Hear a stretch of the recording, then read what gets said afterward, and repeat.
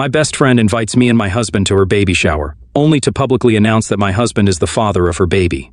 Yesterday, my husband, 32 male, and I, 30 female, attended my best friend Sarah's 30 female baby shower. Sarah and I have been best friends since our college days. We initially became roommates, but our friendship grew stronger as we discovered our mutual love for similar music. We attended concerts together and made countless memories. By the time we reached our final year of college, we were practically inseparable, spending summers together in each other's homes whenever possible. After completing our studies, we both took different paths in our careers.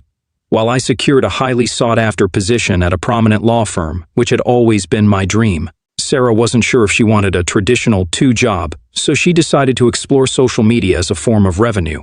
Regardless of our vastly different schedules, we made it a priority to set aside our weekends for each other. Whether it was going on a hike, trying out a new restaurant, going out for drinks, or just staying in to watch a movie. It was during one of our girls' nights out that I met Michael. He was attending his friend's bachelor party, and from the moment I set eyes on him, I knew he was the one for me. Although we often playfully argue over who fell in love first, the truth is that we both fell deeply in love that very night. Fortunately, we've been happily married for 5 years now, and our marriage has been nothing short of perfect. I often tell Sarah how grateful I am that she had invited me to the pub that night. Otherwise, I would have never met my wonderful husband. While Sarah remained single for a few years after my marriage, she eventually met her current husband, Mark, and the two of them celebrated their second anniversary this year. 3 months ago, Sarah shared with me the exciting news that she was pregnant, and I was beyond ecstatic.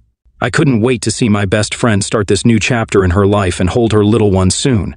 I was honored when Sarah put me in charge of organizing her baby shower because I was going to be the baby's godmother. After considering several themes, we finally decided on yellow, which was Sarah's favorite color.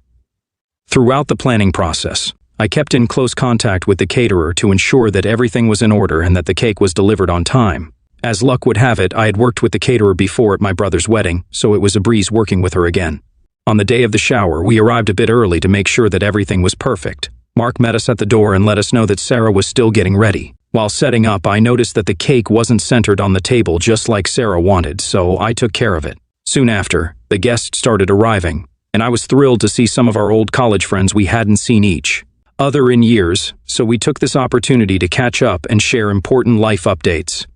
In a vibrant yellow dress that matched her baby shower's theme, she had a radiant smile as everyone around us congratulated her. As the event progressed, everyone sat down to enjoy a delicious lunch. Everything seemed to be going perfectly until Sarah called for everyone's attention. She stood up and thanked us for coming to her baby shower. Then she took a deep breath before announcing, "I'm thrilled to tell you that my husband Mark and I are expecting our first child, and I have someone very special to thank for that." I noticed Mark looking at Sarah with a puzzled expression, trying to understand what was happening. Then, pointing directly at my husband Michael, she loudly says, "Everyone, I'd like to introduce the father of our baby." I almost choked on my food. The room was filled with an eerie silence, and I could sense that everyone was taken aback and unsure of how to react. My mind raced to try and make sense of what was happening. My husband, who is not one for attention and prefers to keep to himself, grasped my hand tightly under the table. I turned to look at him, and he looked as puzzled as me. All eyes were fixed on us in an uncomfortable and awkward silence. I turned to Sarah, looking for an explanation. Just to give some background, my husband and I have been trying for years to conceive for a while, but we've had no luck despite undergoing multiple tests. Due to some personal medical issues, we haven't been able to get pregnant. I've shared this issue with only a few select family members and close friends, including Sarah. Eventually, my husband and I came to accept the fact that getting pregnant might not be in the cards for us. So rather than focusing on that, we learned to be content with our life together as a couple. Sarah publicly referring to my husband as the father of her baby was a complete lie, but I couldn't help but feel hurt by her words. My eyes welled up with tears, but I tried my best not to break down in front of others. All of a sudden, Sarah burst out laughing and playfully nudged her husband Mark, exclaiming, "I was just kidding, guys! This is all just a prank for my Instagram. I have put up cameras everywhere to capture all of your reactions." As everyone looked around perplexed, I couldn't help but feel irritated with Sarah for taking us on such an emotional roller coaster. I couldn't believe that my best friend thought that pointing out my husband as the father of her baby in front of everyone was funny, knowing full well that we were struggling to conceive.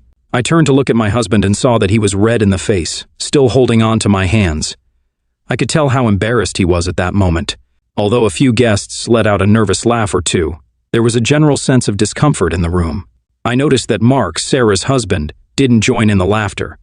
He looked more irritated then, amused, and looked at my husband apologetically.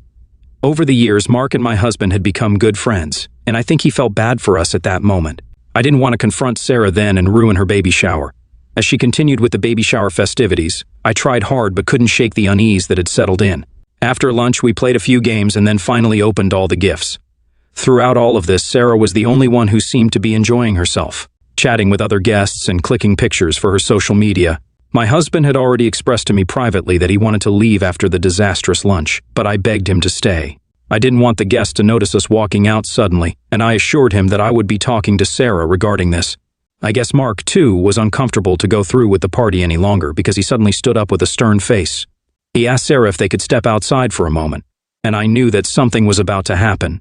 We could all see and hear them clearly as they talked, and it was clear that the mood around the room had turned uncomfortable after Sarah's prank.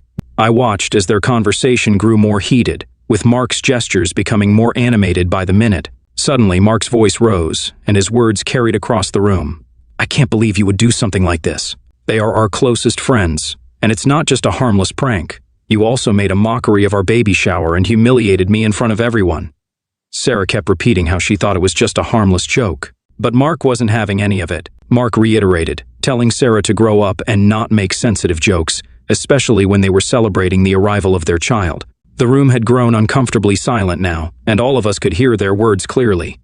My husband couldn't take it any longer, so he got up and left, telling me he would be waiting for me in the car. Although my heart ached for my friend, I also knew how hurt my husband was, and I couldn't blame him for leaving. Seeing my husband leave, Mark must have understood how hurt he was. He turned to Sarah and said, "I'm done. I'm done with your immaturity. We're done. I will love this child, but I can't be with you for 1 second longer." Upon hearing this, Sarah burst into tears, and Mark left the party. We were looking at each other in disbelief and didn't know how to react. Although my heart ached for my best friend, I knew my husband needed me more at that moment. I didn't want to confront Sarah after her difficult conversation with her husband, so I, too, left the baby shower without saying goodbye. When I reached home, I saw how upset my husband was, and we both couldn't believe what came over Sarah to play this prank on us. In the evening, Mark sent us an apology text saying that he had no idea that she would play this prank for a video and that he was sorry for what we went through. We were glad he reached out because we didn't want to have any animosity towards him and completely understood his point of view. Unfortunately, today I woke up to several messages from Sarah. She explained that she played the prank due to stress from her pregnancy and just wanted to create a viral reel for her Instagram. She said that she didn't understand why we were upset about it and also inquired why I left without saying goodbye.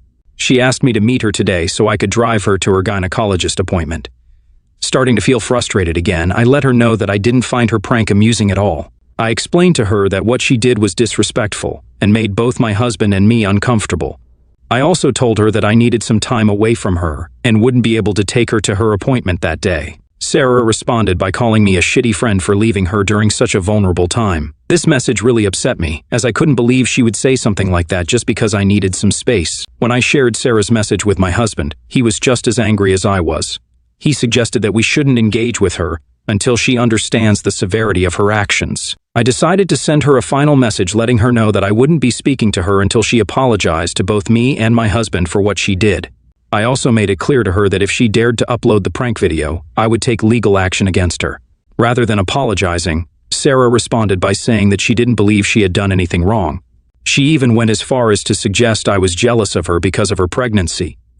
When I read her reply, I just couldn't believe my eyes that this woman, who had been my best friend for more than a decade, would believe that I was jealous of her when I had gone above and beyond to give her the perfect baby shower. Sarah shared with me that she won't be uploading, but I should put my feelings aside and support her through this challenging period. She claimed that her husband had not come home the previous night and she needed me now more than ever. As I am a non-confrontational person, I found myself in tears reading her insensitive messages. Realizing that I couldn't continue with this conversation, I made the tough decision to block her without any further response. So AATAF for not being there for my pregnant best friend because of the prank she played on us and feeling glad that her husband dumped her?